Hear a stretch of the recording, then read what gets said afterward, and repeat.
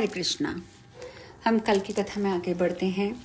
राधिका जी ने पूछा, बतलाओ तुम कौन हो और यहाँ किस प्रयोजन से आए हो। सुनो, मुझे विषय ज्ञान नहीं है। मैं ये भी नहीं जान पाती कि कौन मनुष्य है, कौन पशु, कौन जल है, कौन स्थल, कौन रात है, कौन दिन। यहाँ तक कि मुझे तो स्त्री पुरुष अथवा नपुंसक का भी भेद नहीं ज्ञात होता। राधिका की बात सुनकर नंद जी को महान विस्मय हुआ। तब गोपी यशोदा संभाषण करने के लिए डरते डरते राधा जी के निकट गईं और उनके पास ही बैठकर प्रिय वचन बोली। नंद जी भी वहीं यशोदा जी द्वारा दिए गए आसन पर बैठ गए। तब यशोदा ने कहा, राधे चेत करो, तुम यत्नपूर्वक अपनी रक्षा करो, क्योंकि मंगल दिन आने पर तुम अपने प्राणनाथ के दर्शन करोगी। सुरेश्वरी, तुमने अपने कुल तथा विश्व को पवित्र कर दिया है। तुम्हारे चरण कमल की सेवा से ये गोपियां पुण्यवती हो गई हैं। जन समूह, संतगण, चारों वेद और पुरातन पुराण तुम्हारे तीर्थों को पावन बनाने वाली सुमंगल कीर्ति का गान करेंगे। बुद्धि रूपे मैं यशोदा हूँ, ये नंद हैं और तुम ऋषुभानु नंदिनी राधा हो। सुव्रते, मेरी बात सुनो। भद्रे, मैं द्वारका नगर से श्री कृष्ण के पास से तुम्हारे निकट आई हूँ। सती, श्री हरि ने ही मुझे तुम्हारे पास भेजा है। अब तुम उनका गदाधर का मंगल समाचार और मंगल संदेश सुनो। तुम्हें शीघ्र ही उन श्री कृष्ण के दर्शन होंगे। हे देवी, होश में आ जाओ। इस समय मुझे भक्त्यात्मक ज्ञान का उपदेश दो। हम दोनों तुम्हारे पति के उपदेश से तुम्हारे पास आए हैं। वनानने, इसके बाद श्री हरि तुम्हारे पास आएंगे और तुम शीघ्र ही श्री दामा के शाप से मुक्त हो जाओगी। इस प्रकार यशोदा के वचन सुनकर और गदाधर का समाचार पाकर श्री कृष्ण के नाम स्मरण से राधा का अमंगल दूर हो गया। वे भीतर ही भीतर श्री कृष्ण की संभावना करके चेतना में आ गईं और शांत होकर मधुर वाणी से परमोत्तम लौकिकी भक्ति का वर्णन करने लगी। राधिका ने कहा, यशोदे, स्त्री जाति तो वस्तुतः यूं ही अबला, मूढ़, अज्ञान से तत्पर रहने वाली होती है। तिस पर भी श्री कृष्ण की विरह से मेरी चेतना निरंतर नष्ट हुई रहती है। ऐसी दशा में 5 प्रकार के ज्ञानों में जो सर्वोत्तम भक्त्यात्मक ज्ञान है, उसके विषय में मैं क्या कह सकती हूँ। तथापि जो कुछ तुमसे कहती हूँ उसे ध्यानपूर्वक सुनो। यशोदे, तुम मेरे इन सारे नश्वर पदार्थों का परित्याग करके पुण्य क्षेत्र भारत में स्थित रमणीय वृंदावन में जाओ। वहां निर्मल यमुना जल में त्रिकाल स्नान करके सुकोमल चंदन से अष्टदल कमल बनाकर शुद्ध मन से गर्ग प्रदत्त ध्यान द्वारा श्री कृष्ण का भलीभांति पूजन करो। आनंद पूर्वक उनके परम पद में लीन हो जाओ। सती, 100 पूर्व पुरुषों के साथ अपने कर्म का उच्छेद करके सदा वैष्णवों के साथ वार्तालाप करो। भक्त अग्नि की ज्वाला, पिंजरे में बंद होना, कांटों में रहना और विष खाना स्वीकार करता है, परंतु हरि भक्ति रहित लोगों का संग ठीक नहीं समझता, क्योंकि वह नाश का कारण होता है। भक्तिहीन पुरुष स्वयं तो नष्ट होता ही है, साथ ही दूसरे में की बुद्धि में भेद उत्पन्न कर देता है।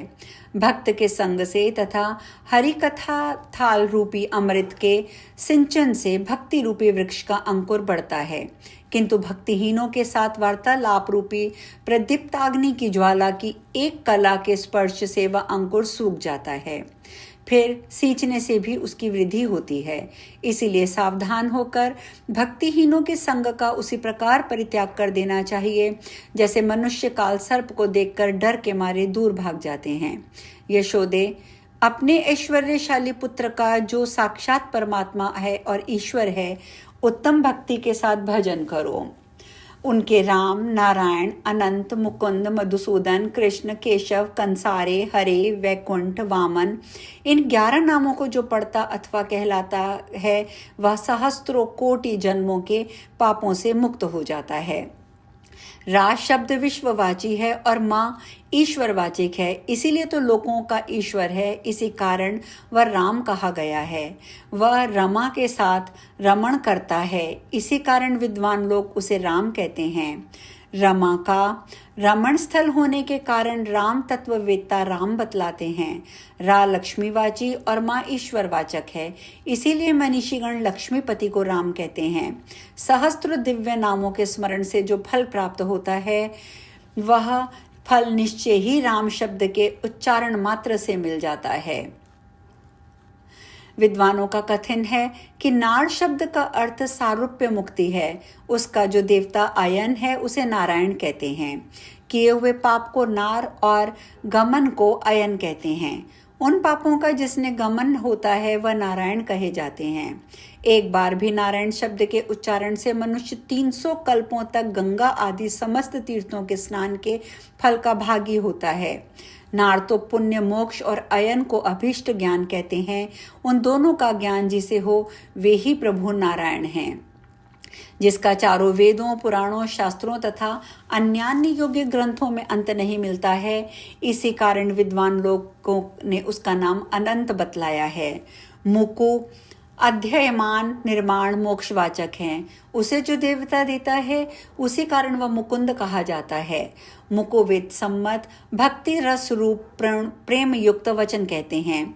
उसे जो भक्तों को देता है वह मुकुंद कहलाता है। चूंकि वे मधु दैत्य का हनन करने वाले हैं, इसलिए उनका एक नाम मधुसूदन है। जो संत लोग वेद में विभिन्न अर्थ का प्रतिपादन करते हैं, मधु नपुंसक लिंग तथा किए हुए शुभ अशुभ कर्म और माध्यविक अर्थात मधु महुए की शराब का वाचक है। अतः उसके और भक्तों के कर्मों के सूदन करने वाले को मधुसूदन कहते हैं। जो कर्म परिणाम में अशुभ और भ्रांतों के लिए मधुर है उसे मधु कहते हैं। उसका जो सूदन करता है वह मधुसूदन कहलाता है। कृषि उत्कृष्ट वाणी ण सद शक्तिवाचक और अ दात्रवाचक है। इसी से विद्वान लोग उन्हें कृष्ण कहते हैं। परमानंद के अर्थ में कृषि और उनके दास्य कर्म में ण का प्रयोग होता है। उन दोनों के दाता जो देवता हैं उन्हें कृष्ण कहा जाता है। भक्तों के कोटि जन्म मार्जित पापों और कलेशों में कृषि का तथा उसके नाश में ण का व्यवहार होता है। इसी कारण वे कृष्ण कहे जाते हैं। सहस्त्र दिव्य नामों की 3 आवृत्ति करने से जो फल होता है वह फल कृष्ण नाम की एक आवृत्ति से ही मनुष्य को सुलभ हो जाता है। वैदिक का कथन है कि कृष्ण नाम से बढ़कर दूसरा ना कोई हुआ है ना होगा। कृष्ण नाम सभी नामों से परे है। हे गोपी, जो मनुष्य कृष्ण कृष्ण यूं करता हुआ नित्य उनका स्मरण करता है उसका उसी प्रकार नरक से उद्धार हो जाता है जैसे कमल जल का भेदन करके ऊपर निकल जाता है। कृष्ण ऐसा मंगल नाम जिसकी वाणी से कीर्तन रहता है, वर्तमान रहता है, उसके करोड़ों महापातक तुरंत ही भस्म हो जाते हैं। कृष्ण नाम जप का फल सहस्त्रों अश्वमेध यज्ञों के फल से भी श्रेष्ठ है, क्योंकि उनसे पुनर्जन्म की प्राप्ति होती है। परंतु नाम जप से भक्त आवागमन से मुक्त हो जाता है।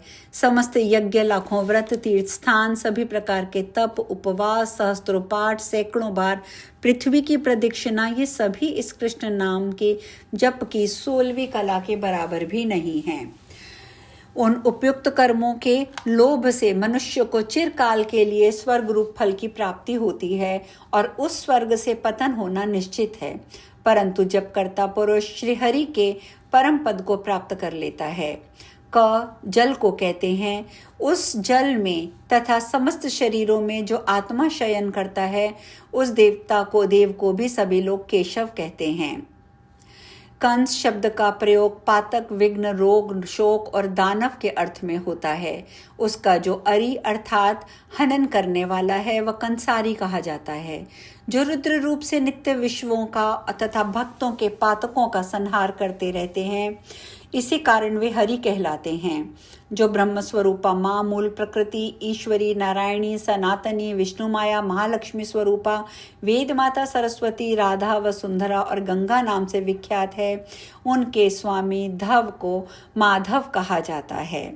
यशोदे, ब्रह्मा, विष्णु, महेश और शेष आदि जिनकी वंदना करते हैं, सनकादि मुनि ध्यान द्वारा जिनका कुछ भी रहस्य नहीं जान पाते और वेद पुराण जिनका निरूपण करने में असमर्थ हैं, उन माखन चोर का भक्ति पूर्वक भजन करो। दूध, दही, घी नया मत कर तैयार किया हुआ मट्ठा, ये सब कहाँ है? उनका चुराने वाला कहाँ है? तुम कहाँ हो? तुम्हारा भव बंधन कहाँ है? योगी, सिद्धगण, मुनेन्द्र, भक्त समुदाय, ब्रह्मा, शिव, शेष योगी द्वारा जिन्हें बांध नहीं सके, वह तुम्हारे ओखली मूसल से कैसे बंध गया? अतः सती, भारतवर्ष में शीघ्र ही रित कमल के मध्य में स्थित परमेश्वर रूप अपने पुत्र को प्रेम, भक्ति, स्तवन, पूजन, यत्न पूर्वक ध्यान करते हुए भजन करो। गोपी, तुम्हारा कल्याण हो। अब तुम्हारे मन में जो इच्छा हो वह वरदान मांग लो। इस समय जगत में जो देवताओं के लिए भी दुर्लभ होगा वह सब मैं तुम्हें प्रदान करूंगी। आज हम कथा में यही विश्राम लेते हैं और यशोदा मैया ने कल क्या कहा श्री राधा जी से, ये चर्चा कल करेंगे। हरे कृष्णा।